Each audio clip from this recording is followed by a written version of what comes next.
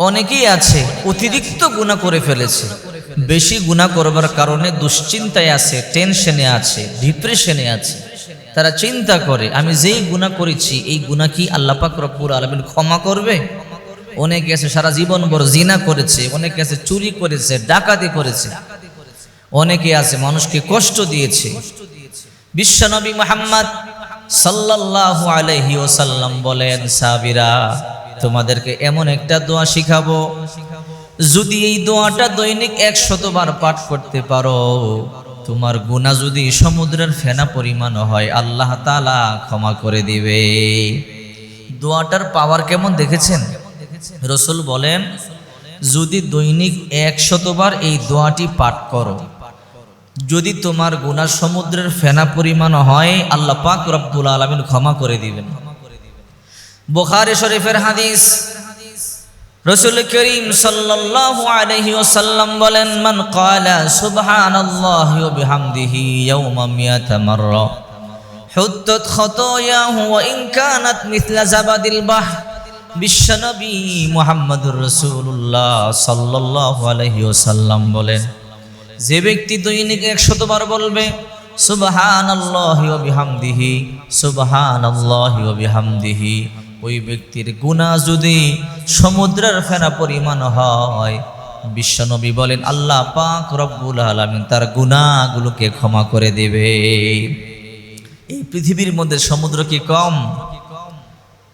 আমরা যতটুকু জানি 1 ভাগ স্থল 3 ভাগ জল, অর্থাৎ 3 ভাগই জল, তার মানে পুরো পৃথিবীটাই পানি। পানির মধ্যে অল্প একটু স্থল ভাগ যার মধ্যে আমরা বসবাস করি। কত সমুদ্র, আটলান্টিক মহাসাগর, প্রশান্ত মহাসাগর, ভারত মহাসাগর, ভূমধ্য সাগর, বড় বড় সাগর আছে, সাগরের মধ্যে ফেনারও কোনো অভাব নাই। অথচ রাসূল করিম সাল্লাল্লাহু আলাইহি ওয়াসাল্লাম বলেন, মান ক্বালা সুবহানাল্লাহি ওয়া বিহামদিহি ইয়াওমা মিয়াতা মাররা হুত্তাত খাতায়াহু ওয়া ইন কানাত মিসলা জাবাদিল বাহর। কোনো ব্যক্তি যদি দৈনিক মাত্র এই দোয়াটি 100 বার পাঠ করে, তার গুনাহ যদি সমুদ্রের ফেনা পরিমাণ হয় আল্লাহ তাআলা মাফ করে দিবে। এই জন্য বিশ্বনবী মুহাম্মদ সাল্লাল্লাহু আলাইহি ওয়াসাল্লাম বলেন, আত-তাইবু মিনাজ যামবি কামান লা যামবা লাহ। কেহ যদি তওবার মতো তওবা করে, আয় আল্লাহ জীবনে অনেক গুনাহ করেছি আর গুনাহ করব না, চোখের পানি ছেড়ে যদি কান্না করে, আল্লাহর দরবারে তওবা করে, আল্লাহ পাক রব্বুল আলামিন তার জীবনের সব গুনাহগুলো মাফ করে দিবে। আল্লাহর হাবিব বলেন, একটা শিশু বাচ্চা মায়ের গর্ভ থেকে ভূমিষ্ঠ হয় যেমনি ভাবে নিরাপদ কোনো গুনাহ নাই, যখন কোনো মুমিন বান্দা বান্দি তওবা করে আল্লাহ পাক রব্বুল আলামিন বাচ্চার মতো তাকে পবিত্র বানিয়ে দেয়। একটা বাচ্চা যেমন পবিত্র, আল্লাহ পাক রব্বুল আলামিন তাকে পবিত্র বানায়া দেয়।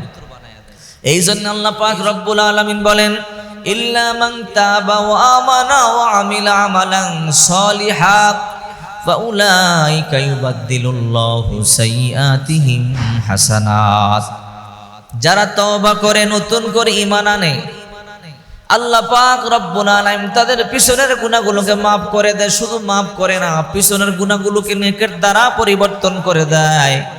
আল্লাহ পাক রব্বুল আলামিন তাদের পিছনের গুনাহগুলো নেকের দ্বারা পরিবর্তন করে দেয়। চিন্তা করে দেখেন, আপনি কত গুনাহ করেছেন হিসাব নাই, ওই গুনাহগুলোকে আল্লাহ তাআলা নেকের দ্বারা পরিবর্তন করে দেয়। তার মানে আপনি যত গুনাহ করেছেন, তওবা করবার কারণে নতুন করে ঈমান আনলে, নেক আমল করলে, আল্লাহ পিছনের গুনাহগুলোকে নেকের দ্বারা পরিবর্তন করে দেয়, আপনার নেকের পাল্লা ভারী হয়ে যাবে।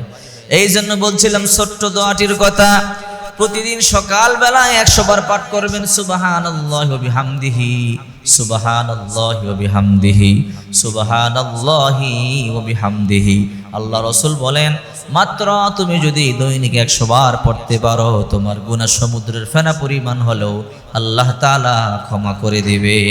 আল্লাহ ক্ষমাকারী, কিন্তু আমরা আল্লাহর কাছে ক্ষমা চাই না, তওবা করি না। ক্ষমার মতো ক্ষমা চাইলে, আর মা বাবার কেমন দরদ, আল্লাহর তার চাইতে শত শত গুণ বেশি দরদ। যদি আপনি চাওয়ার মতো চাইতে পারেন, আল্লাহ তাআলা জিন্দেগীর সব গুনাহগুলোকে ক্ষমা করে দেবে।